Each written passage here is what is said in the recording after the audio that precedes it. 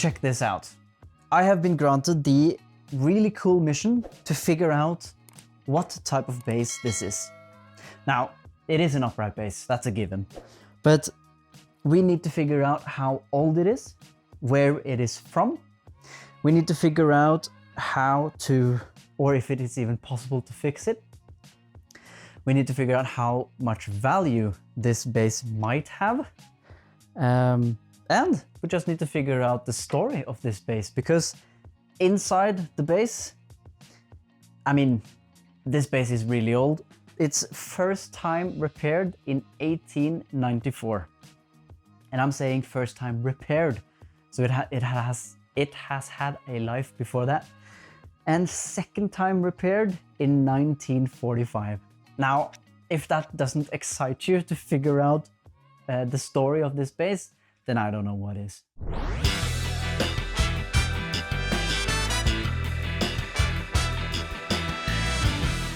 As I said in the introduction, this is a very old bass. And you're probably wondering, why me? Why do I have this one? Have I bought it or something? No.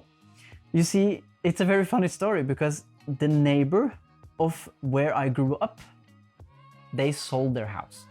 And this bass, this upright bass here, were inherited, was given to her grandchildren. And her grandchildren reached out to me to see if I could figure out what and all the information about this bass. So this bass isn't really mine, it is the grandchildren of my neighbor. I am super excited to see if we can figure out how old this is. So I have an appointment with a violin maker in August, in later August. So this is going to become a video series. This is the first video. The second part of this video, we're gonna take a look at it, look at all the scars and all the marks, and see if there is anything we can figure out. And if you that are watching, if you know anything about upright basses and can tell me something about the wood that you see, please put that in the comments below. And I would also love it if you guys could come up with some suggestions of how much do you think this is valued at. If it is valued top dollar, or if it's valued low, how much it's going to cost to fix. Maybe you can guess where it is from. Everything would be deeply appreciated if you put that in the comments. That would just be really fun to see. But other than that, it's a really beautiful bass now, and I will show you how and why I think this is a very special upright bass to be figuring this out, and for you to follow this playlist called The Story of My Neighbor's Bass, because that's what it is, the story of my neighbor's bass. All right. Now, if you're a bass player, or if you just love the bass, please consider to subscribe to my channel. This channel is all about nothing but the bass. We are talking about upright bass, we're talking about electric bass, how to play it, it's lesson videos. We're also talking about other bass players and top performers. And also I'm going to start posting some tabs and notes sheets for famous bass lines. And you can visit my website to find more information about there. But please consider to subscribe. That will mean a lot to me. Thank you. All right, we have the camera on portable here now, because I really would like to show you and see if to see all the marks on this bass. Also because it's going to be fun when this bass potentially gets fixed, to see how good it becomes. All right, let's see. As you can see, the top of it looks really battered, to be honest. You can see the marks here, those big scratches, and also on the top here, those big details. But I love the work here. You know, you can see the old tuning pegs, really old here. They need to be fixed. But it's really cool to see the woodwork here. It's like it's almost taken from a ship, an old wood ship, where the the wood sticks out from the sides here. It's really, really cool. Everything looks relatively okay. It's just been on the road a lot, that's for sure. That's one thing that is very for sure. All right, we move down to the neck. The back part of the neck is actually really good. You just need to sandpaper it a bit and it's gonna be fairly good, I think. Yeah, it actually has some stickers here. Probably, yeah, to help you find the notes. Yeah, to help you find the notes on the fretboard. Or the neck. It's not frets. It's not frets. So we can see that we need a new nut. That's for sure, because this is really down to the neck. So we got some scratches here. You can see there. But this part also I think is just to sandpaper down and maybe do some paint jobs on it, and you can see you have a scratch here as well. But relatively okay, to be honest. Here we have potentially an issue along the neckline here. You can see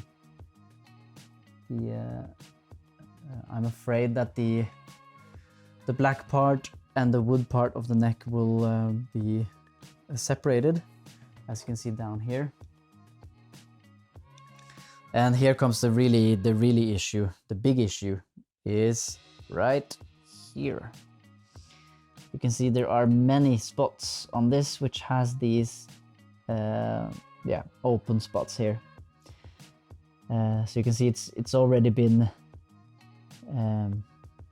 like I said, it's actually been on a ceiling for most of its life as decoration. So I bet that's mainly the reason for the base to be so bubbly. You know, bubbly here in the woodwork. It's really thin wood as well, but also where the sides here, the back cover kind of pops out. And then we got some normal scratches. Yeah. There's no doubt we need a new bridge. This is a very old bridge. And the part here where it sits to the base. But that's an easy fix, that's just to buy a new one. And you can see the big crack here, which is not very nice, not very pleasant. So I'm gonna put this, yeah, let's see. Now look at this one. How beautiful is that? So it's a flower engraved on this part of the base. I don't exactly know what it's called. The saddle, I think. It looks really nice. So the work here is prestige. And it's also very fun because the end pin here is a set end pin in wood. So you can't fix the height. And as you probably can see, let me see if I can fix this. As you can probably see, the height of this base is a bit too high for me. And since the end pin is set, I can't really fix it. So that's gonna be a thing to see if I can fix that. If I end up buying this base though, of course. If it is a base worth buying, unless the grandchildren wants to keep it. As you can see, there's a lot of scratches. So the worst part here is the sides, by the F-holes just on the other side, where the back part, the shield, the back part has been released from the wood. It has definitely been repaired before. Like I said, it's been repaired 2 times a long time ago, and you can see inside the F-holes here. You can't see it on camera, but if you really look inside, you can see there's full of glue inside the whole base. And here you can see, if I can get the camera going, let's see, there you go. That's the first piece of proof of the first repaired, and the white paper there is the second proof of the, or is the proof of the second time repaired. Interestingly enough, with the base also followed a bow. So this has been carefully taken care of. If my theory isn't wrong, I think this is a French bow, because the German bow, which I already own, has a bigger handle which way you hold the bow. But if you know for a fact if it is a French bow or German bow or whatever it is, please put that in the comments. It's just I think this might be a French bow, but I hope maybe one of you guys know for sure, so that I get to know the right theory. Yeah, this is a very exciting mission. I can't wait to see where it's from, how much it's worth, how much it costs to fix, if it is even possible to fix it, and maybe possibly play it on stage, so it gets back on stage after so many years. Please like and follow this playlist, because this is going to be the story of my Neighbours bass. We're going to get probably around 4 or 5 or 6 videos. And like I said, I'm going to the Violin Maker in the end of August, and I'm going to keep you updated on the progress of this amazing upright bass, which probably has quite the story.